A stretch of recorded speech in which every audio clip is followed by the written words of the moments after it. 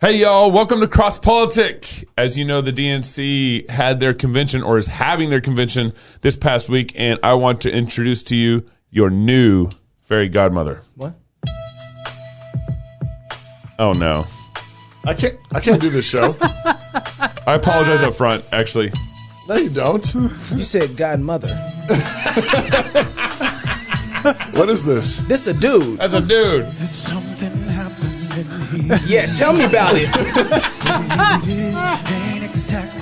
What is this? It's not exactly clear. It looks like a high school video project.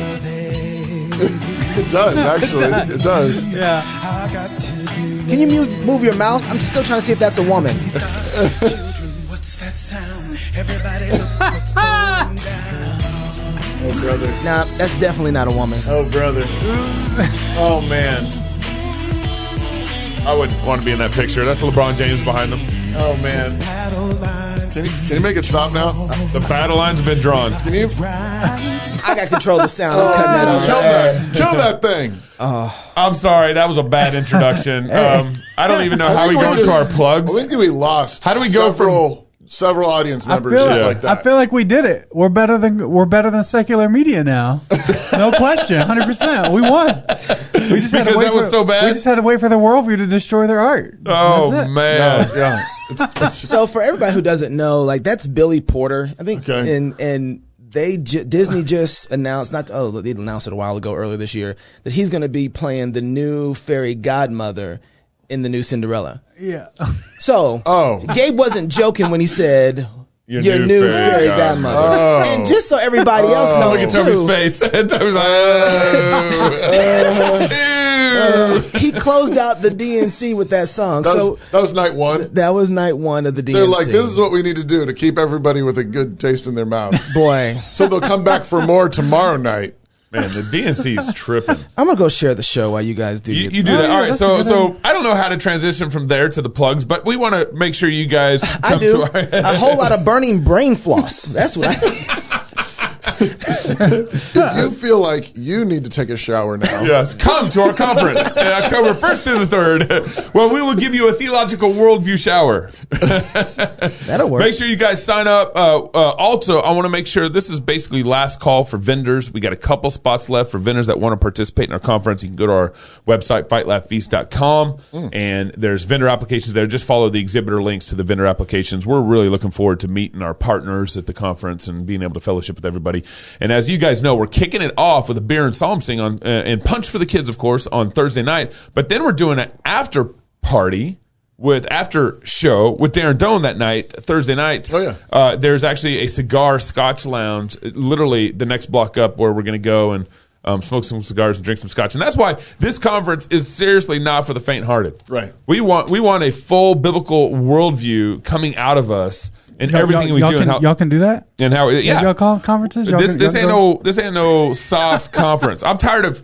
I'm going to go on a little tirade here, but here I'm tired of conferences where they go out and you have a topic on like holiness, which is great. I mean, obviously, we need to be seeking personal holiness, all this stuff. we do believe in holiness.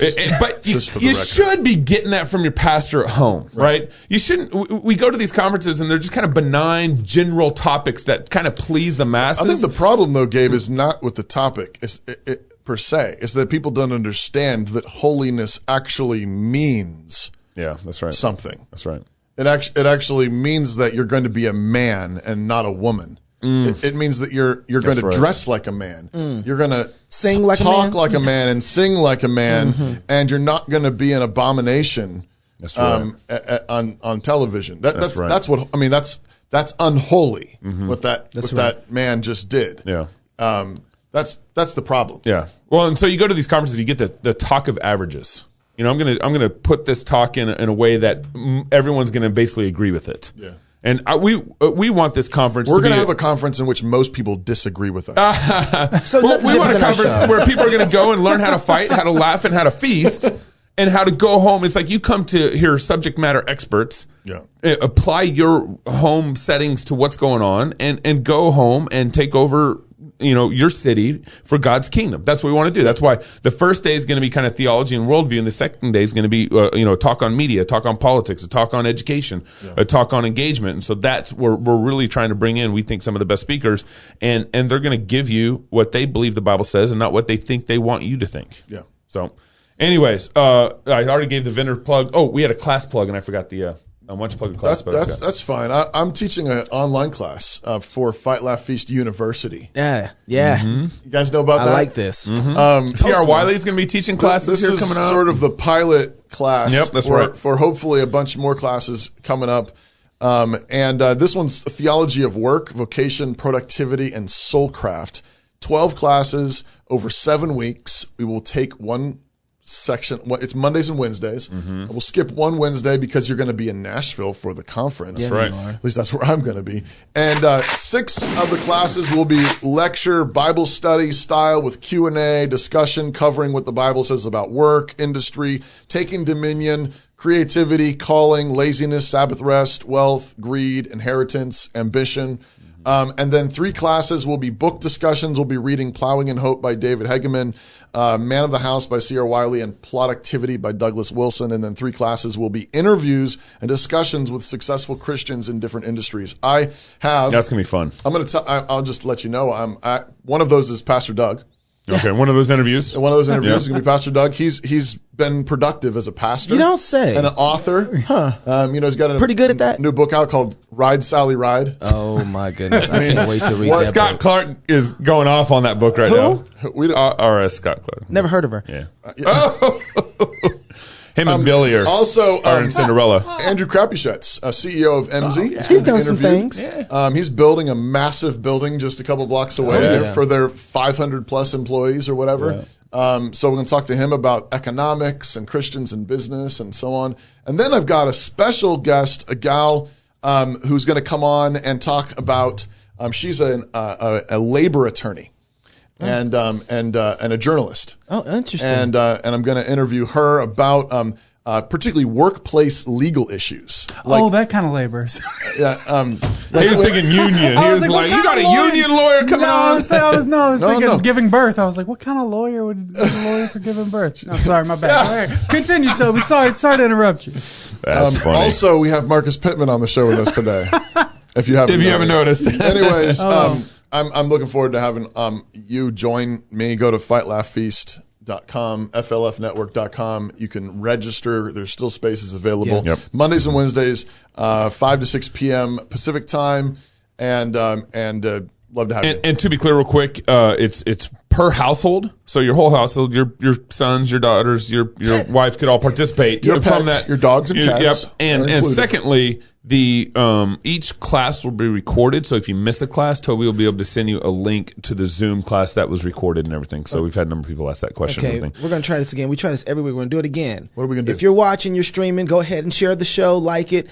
I'm going to be watching the comments on Facebook if you're streaming from there. Okay. So if you guys want to comment. I'm going to go share the show right now. Go do that. I better do that. If you guys want to engage, and we'd love to talk with you, so send us a comment on Facebook. Neil, you're watching Twitter, right? So wave your hands. YouTube. He's like, I got to switch the show. How am I going to watch Twitter? Neil's single. Or YouTube. Just remember that. Okay. He'll be in Nashville. But go ahead. We're going to try and get to comments as the show is going on. So if you want to comment, you want to engage, go ahead and put your comments in there, and I'm going to try my best to get in there. Okay, so on Monday, the National Democratic Convention happened, which is going to officially select Joe Biden as their president. What's wrong with form you out people? exactly. Right. No, seriously. Which is why they had the pervert on their dancing. Right. Okay. Just making sure we're all still talking about the same thing. So on Monday, they had a number of speakers, which included George Floyd's brothers. They kind of kicked it off with all sorts of different talks. They had one of the speakers explicitly said, "We need to destroy capitalism." Oh, yeah. I mean, the Democratic Party is just... It's unbelievable how left they are in my life, how left they've gotten in my lifetime. They said on a pile of riches, one from capitalism. And this, right. But this Exactly. just, but the Democratic National Convention also just shows you how pathetic Republicans are. Yeah.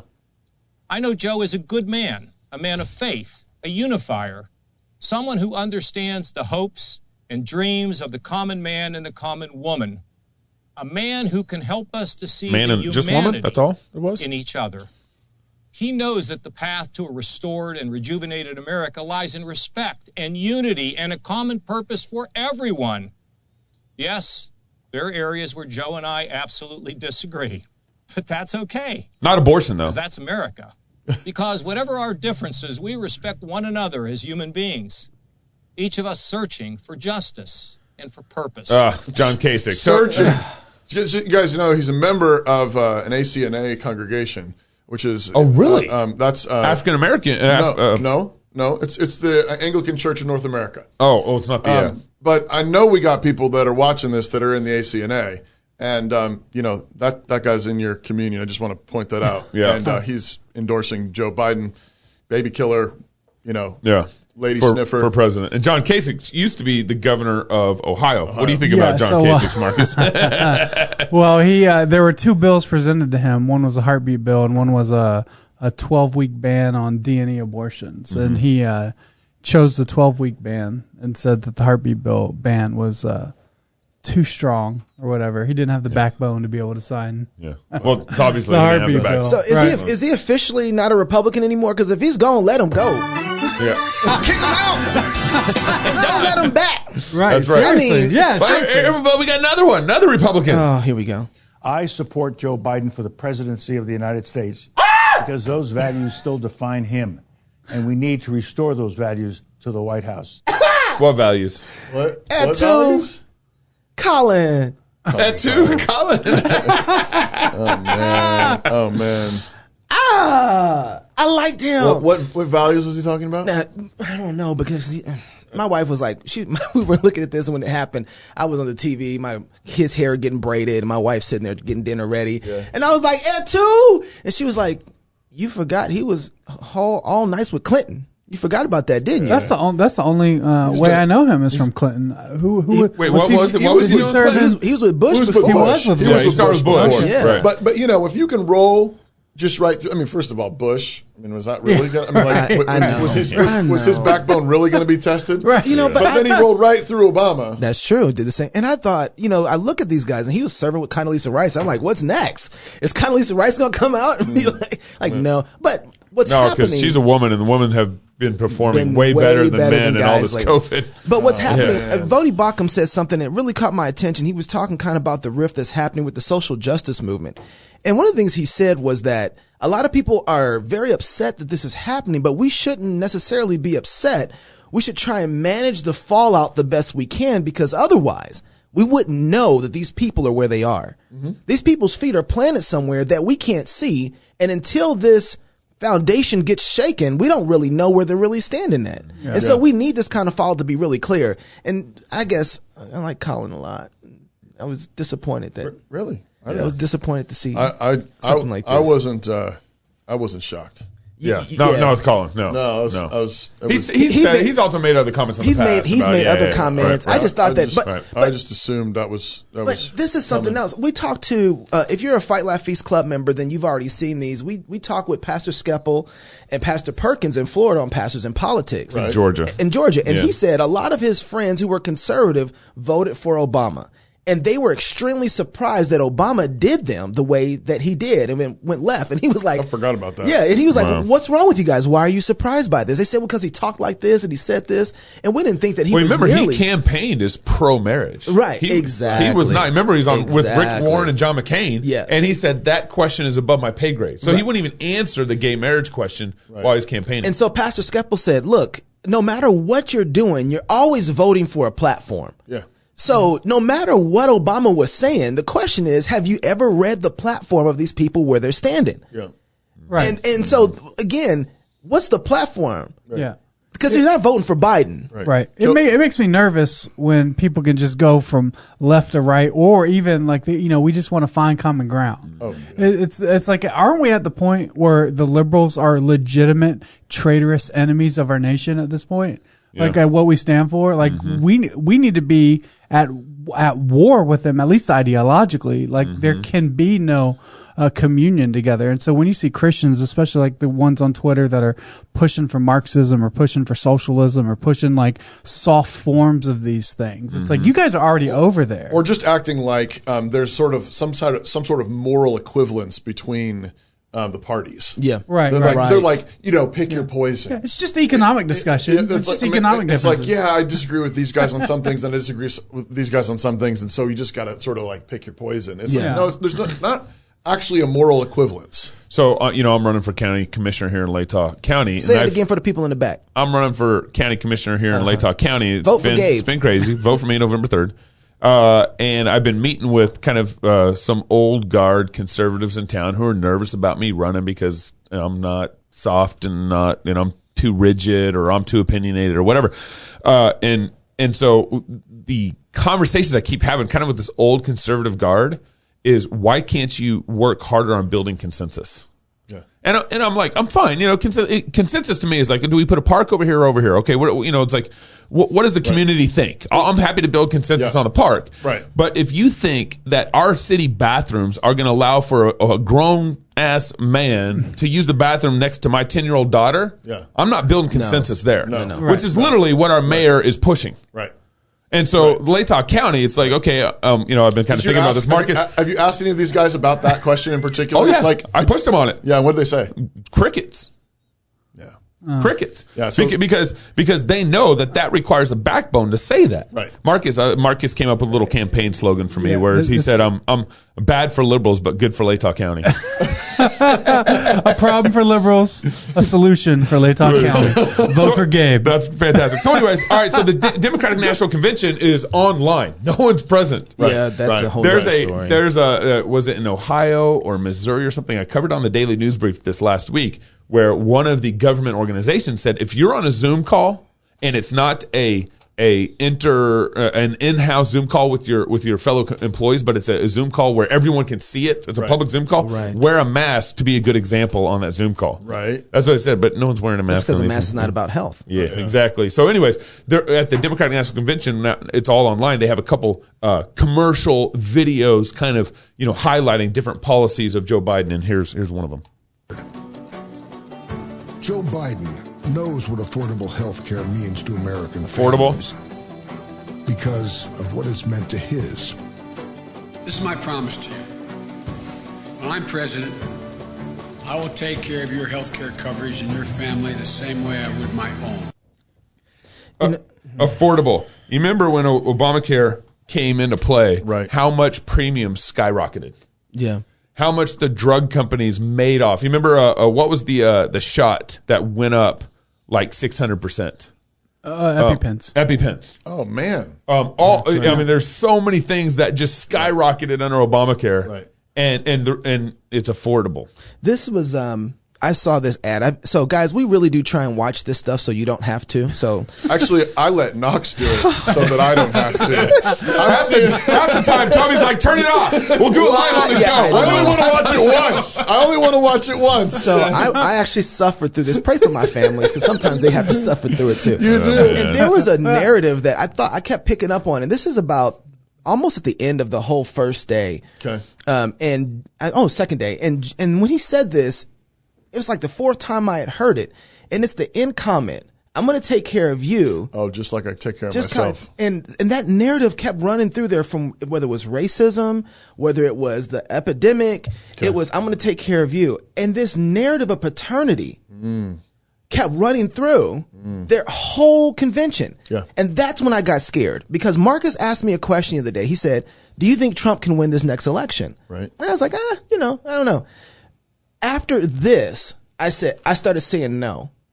And the reason I'm saying no is because if you have a group of people who are lazy and who don't want to work hard and are in need of a paternal hand, telling them hard work, get the job done is not going to make them vote for you. Yeah, right. And so because this is the same kind of attitude that when Israel left Egypt, this paternal attitude was still in them. God was beating it out of them in the desert. Yeah. But they kept remembering, Pharaoh had water. Yeah, we had food. We had food. In Egypt. We had steaks in Egypt. We had housing in Egypt. And so this paternal narrative that keeps coming from the convention is scary because this is the right offer to a group of people who want to be slaves. Parented and who want to be slaves. Who want to be coddled. Who want to be coddled. Yeah. And when that's and then the other thing that scares me is that if the Republicans see that this is working in the narrative, then they're just 5 years behind them.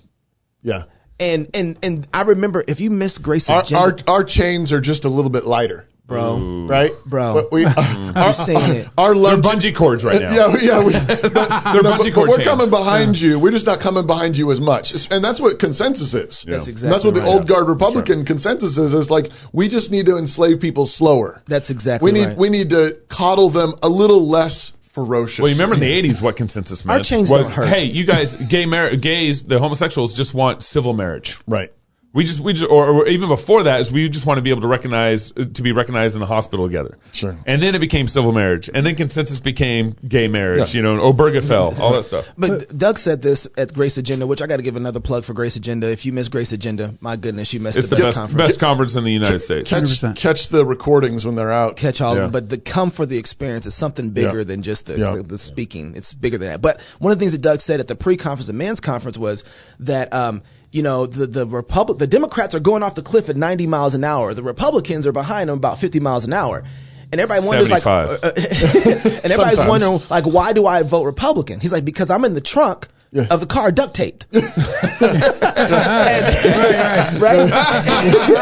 I want to buy time to see if I can escape. And so at 50 miles an hour, I got a little more time to try and get out and say, what's wrong with you dummies? Right. That is funny. And so that's what's skin. But right now, with and Trump's going 50, and he sometimes goes like this. Yeah, exactly. With the steering wheel like this. And he's making everybody kind of upset because they're not sure which way. But he's still going the same way. Yeah. And I don't think that we as Christians know this. And this is the whole thing with the pandemic. It's the whole thing with money. It's the whole thing with how the government runs. We do not want, nor is it biblical to have a paternal government. No. They are not your dad. Yep. They don't worry. If your knee gets hurt, the problem is you have a lot of fatherless families, fatherless homes, and they're looking for that paternal figure. Yeah, that's right. This is why it scares me. Yeah, like that fella dancing at the beginning. That's exactly right. And he needs a dad. Where did his dad go? Right. Yeah. But I think, and the end result of this, of course, is that if the government is your dad, then the government can tell you to do anything. That's right. Mm-hmm. That's the deal. Right. If basically a family is conflated into the civil government, then they absolutely can tell you when to get your vaccinations and which vaccinations to get. They can tell you what schools to go to. They can tell you what your job is. They can't. I mean, a family is the only place where there is a kind of totalitarian dictatorship. Yeah. But that's by God's design in a tiny, close-knit, loving community. Yeah. But it doesn't work anywhere else. Right.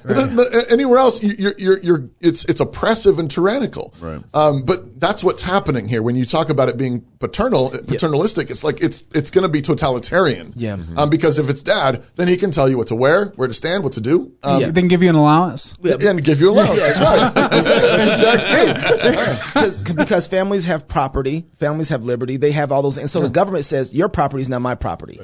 I own your liberty. I own your personhood. Part of the reason why I think it actually can work at a family level is because there's an immediate feedback mechanism. Yeah. There's how it's going. Are your kids being cheerful? Yeah, right. Like dad is getting immediate feedback from wife, from kids, and so forth. But when you parcel that out to anything bigger, then suddenly it's you're ruling by committee and nobody's responsible. Nobody knows how it happened. That's right. It's all a mystery, and everybody blames somebody else and passes the buck, and no one's sure ever exactly how it happened, which is why he can stand up there and say, I know about affordable health care, and you're pointing out, you were part of the same administration that cranked healthcare prices up 600%. Yep. That's right. And don't forget too, God just didn't design it like that. Joe Biden ain't my daddy. That's right. That's true. So Bernie Sanders has something to add about this.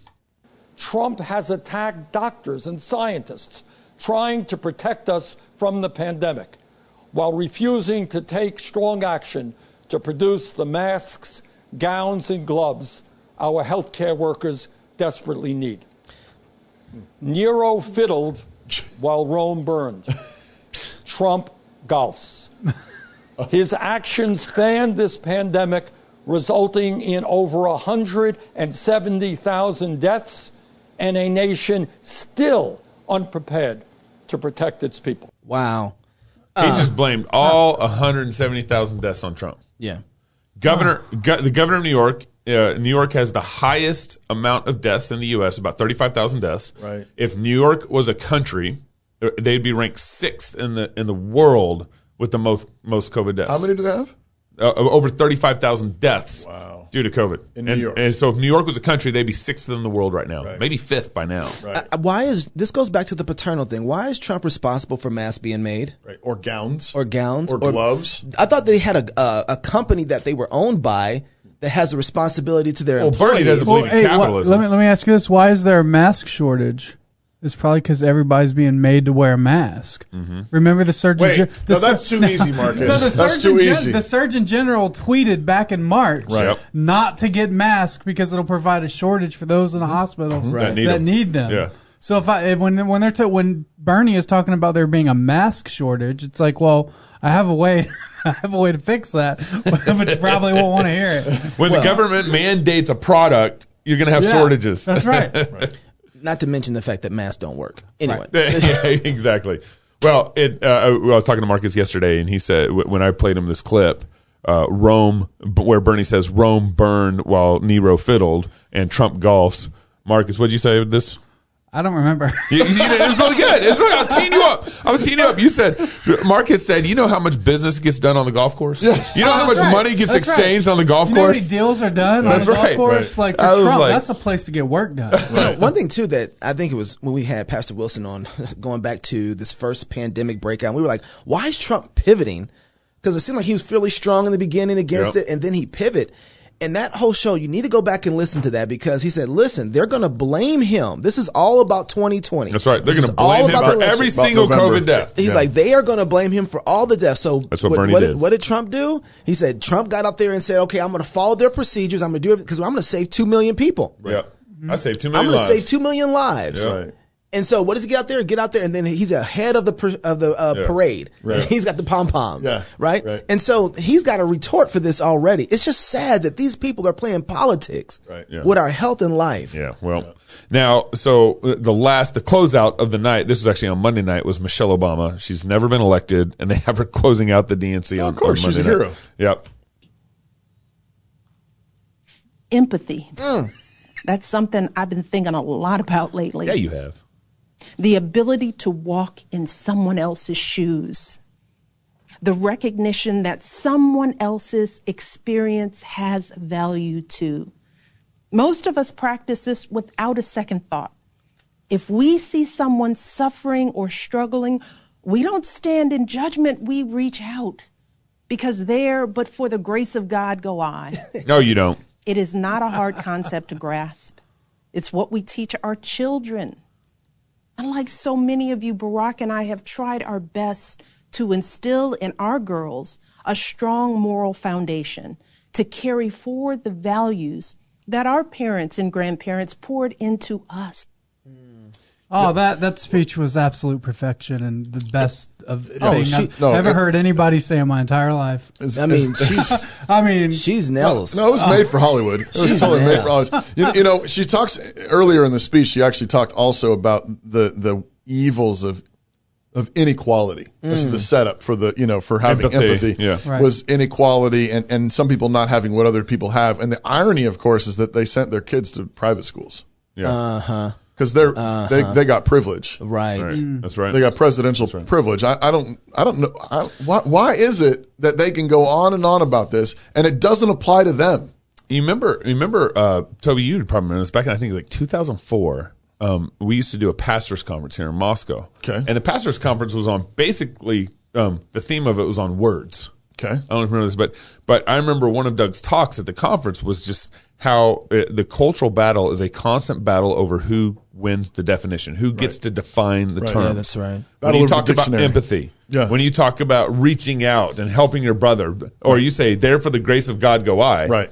Well, this goes back to what you're talking about with Pastor Skeppel, where I think she says something like that, and it's it's a dog whistle for Christians, right? She got some conviction, and so you can have people be like, oh, she's a Christian, right? She's like, and she cares about children, and her parents and her grandparents, and high school food programs, and all of these things are the packaging for what she is being used to blow up the country, right, and to blow up parents and grandparents and children, and motherhood, and literally fatherhood, destroy it all. But it's all packaged in this pretty Hallmark card, made for Hollywood. That's disgusting. Well, and speaking of empathy, I want to start by thanking Harvey Weinstein for Oh. organizing this amazing day. This is from a few Harvey, years where ago. you at, Harvey? Where you at, Harvey? I want to thank you. Look at Whoopi Goldberg over there. Right there. He's right off the This screen. is possible because of Harvey. He is Keep going, a sister. wonderful human being. Yes. Good friend and Look at Whoopi. just a powerhouse. And the fact that he Powerhouse. and his team took the time to make this happen for all of you should say something not about me or about this place, but about you.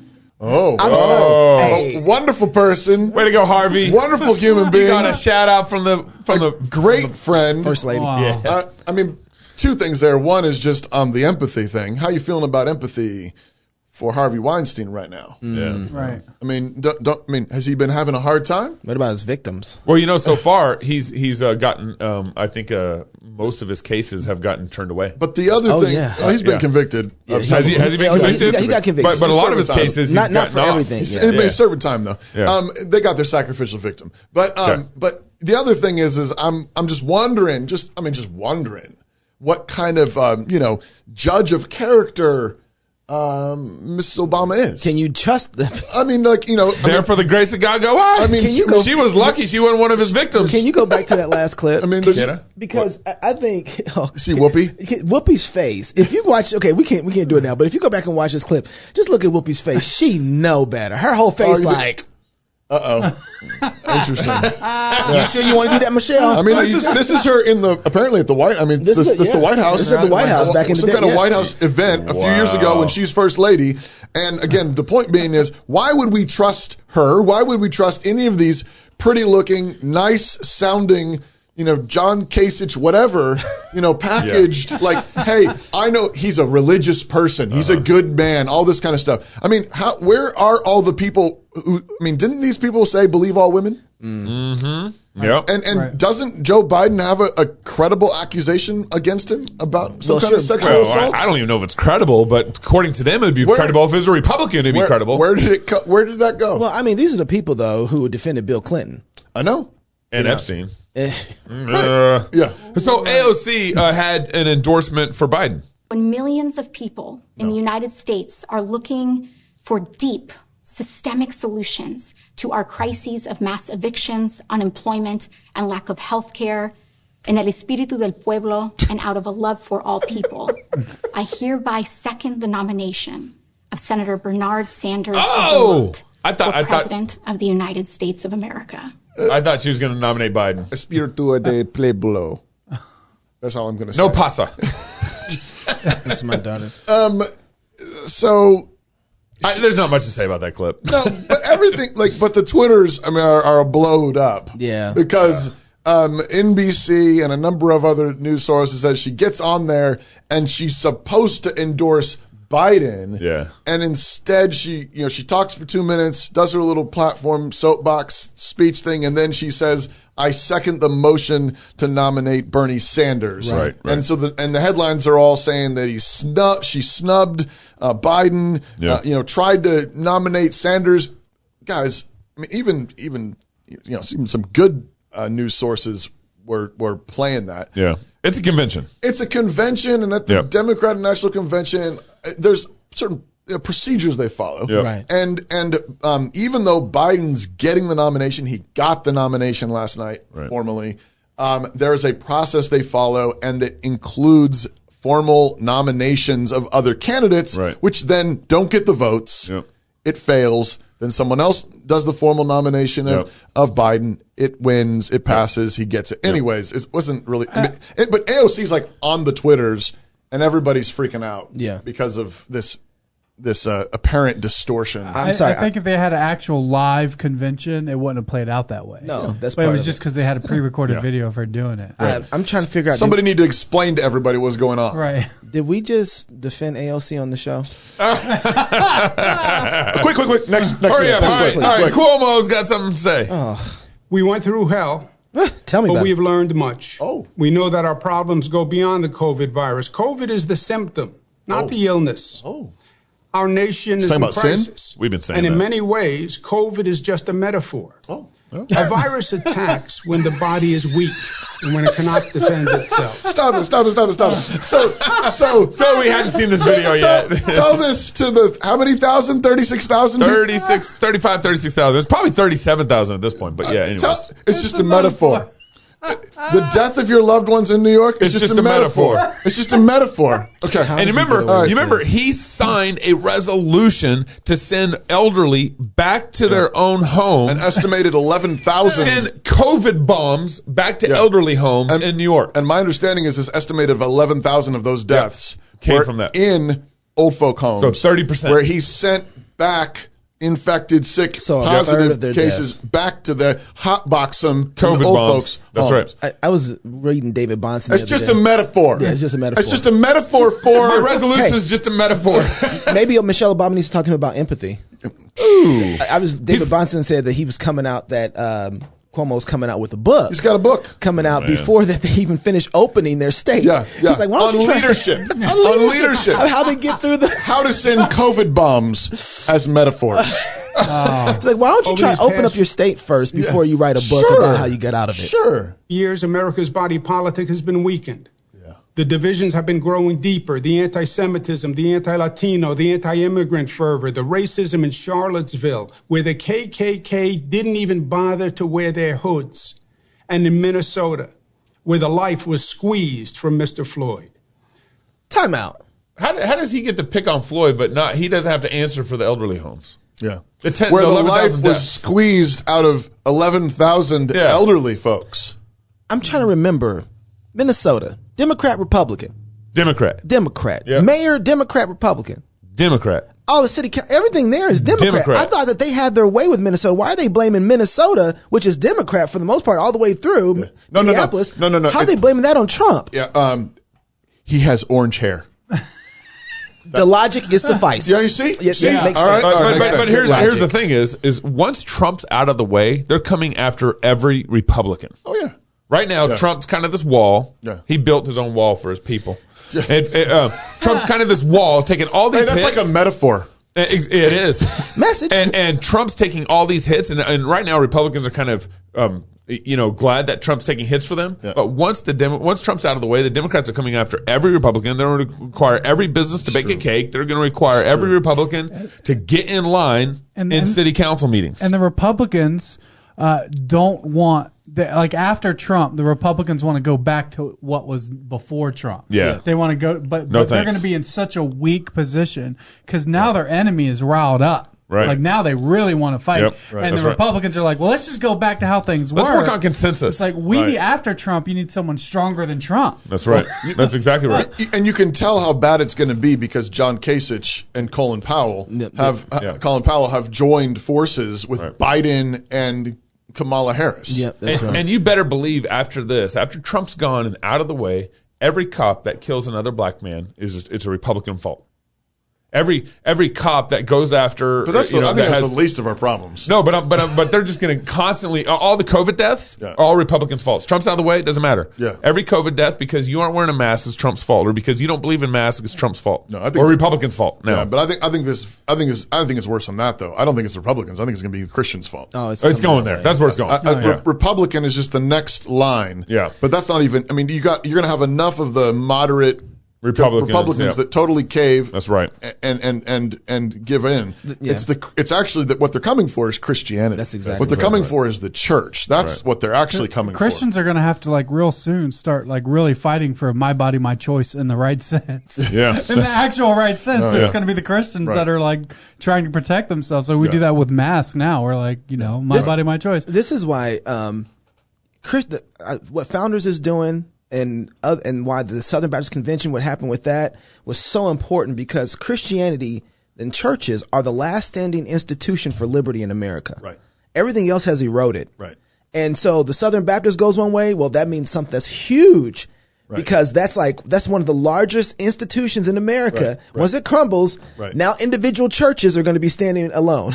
Right. Yep. And so you're right. They're coming for us. That's what and we can't see it. Well, they already got J.D. Greer and others. So only a strong body can fight off the virus. And America's divisions weakened it. Donald Trump didn't create the initial division. The division created Trump. You know, he's right there. I think that's actually not a bad analysis for how he got Trump. The problem is, I don't want their unity. Sure. Right. I don't want Democratic unity. I'm okay I don't with the division. They want the unity. It's like your leg is full of cancer. Yeah. They're like, hey, stop trying to divide the leg from the body. Right. And we're saying, no, the leg is full of cancer. It's got to go. The homosexual agenda is cancer. It is. But it self-identifies as cancer. Right. He only made it worse. Our collective strength is exercised through government. It is, in effect, our immune system. And our current federal government is dysfunctional. Yep. So that's right. Think about this. Too many Christians think this is true. Too many Christians think that Cuomo's right here, that our body politic immune system is the government. It is not. That's right. Right? I was joking earlier when he was talking about the sickness, and he's saying there's something worse than COVID, and that COVID is a metaphor. Well, actually, I agree with that, but it's a metaphor for our sin. That's right. It's a metaphor for our guilt and for our shame and for what we've done to one another and what we've done to God in this nation. Absolutely is that. But that means then that the treatment, the way we fight that off is confessing your sins. That's right. It's actually getting clean. It's worshiping God. Yeah. That's our immune system. That's right. The government is not an immune system. Yeah. The government, it just reflects what's going on in the body. Yeah. Right. That's right. And incompetent. It couldn't fight off the virus. In fact, it didn't even see it coming. You remember, like Cuomo. like Cuomo. Like Cuomo. You remember Bill de Blasio on March 11th was saying, go to the movie theaters. Right. You remember the Secretary of Health, or the New York City Secretary of Health, was saying, hey, come to Chinatown and party with us. And they were doing like the big China march. Like whatever. That's right. Yeah, that's right. And he's sitting here, remember, again, the state of New York, and of course New York City was hit the hardest, had 35,000 deaths. And he said, did you see the this coming? European virus infected the Northeast while the White House was still fixated on China. The virus had been attacking us for months before they even knew it was here.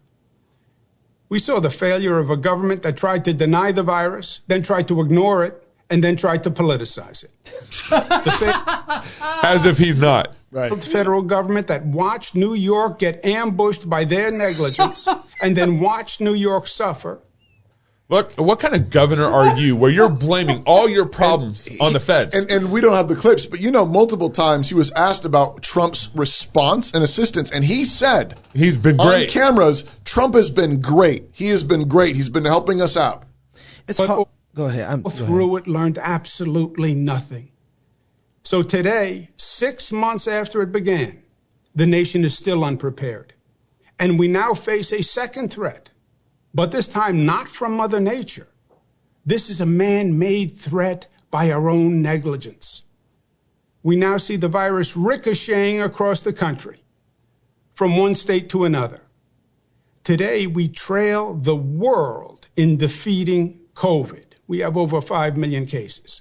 Americans learned a critical lesson: how vulnerable we are when we are divided, and how many lives can be lost when our government is incompetent. I think he's talking about himself, right? I know this can't be lost here. So in Idaho, I had this conversation again this week.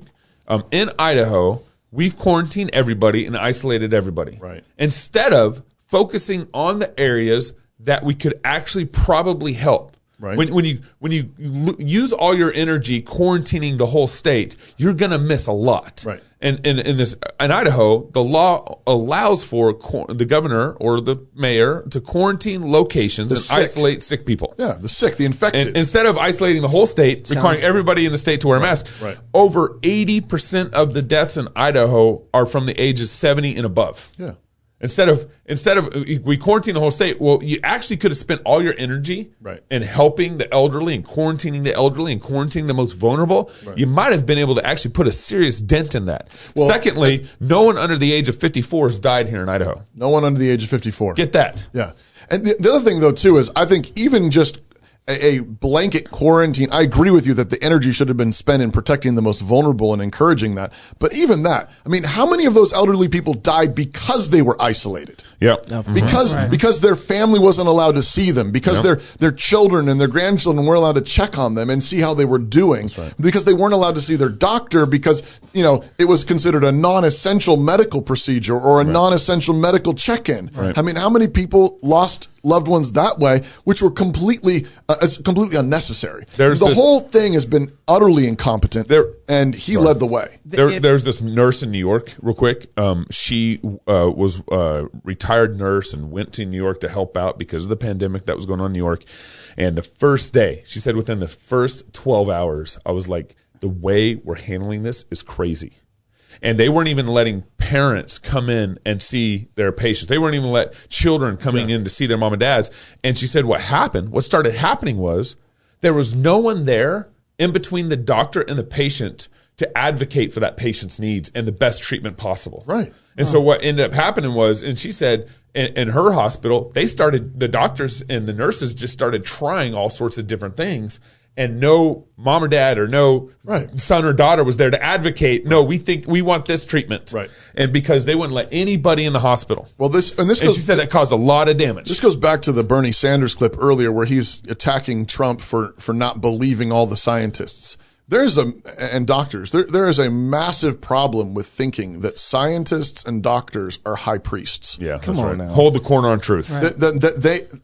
They're people with skills at best. Yeah. That's right. Right? Which means that they're fallible, they make mistakes, they don't see things. And anybody that's had any significant medical procedure done in their life should know this. They do know this. If you've spent time in the hospital, you know that even the best medical staffs, the best nursing staff, the best doctors are fallible. They miss stuff, they forget stuff, and you have to remind them of things. Yeah. You have to, hey, what about this? You say, oh, right. And have you heard about this? Oh, I'll check into that. I mean, and it doesn't mean that they're not helpful. It doesn't mean that we don't honor them for their courage and their service, but they're people. Just like your car mechanic, just like anybody else who does work for you, you don't just say, oh, you got a degree in that. Oh, you've done this before. Right. You're perfect at this and everything will be fine. No. And the other side, of course, is you got tons of scientists, physicists, doctors saying that it's something completely different. Right. What I can't seem to understand is why in the world that we are giving Cuomo so much attention and acting like South Dakota doesn't exist on planet Earth. Yeah, that's right. Right. If Cuomo is getting a book deal, then what does Governor Christie get? Right.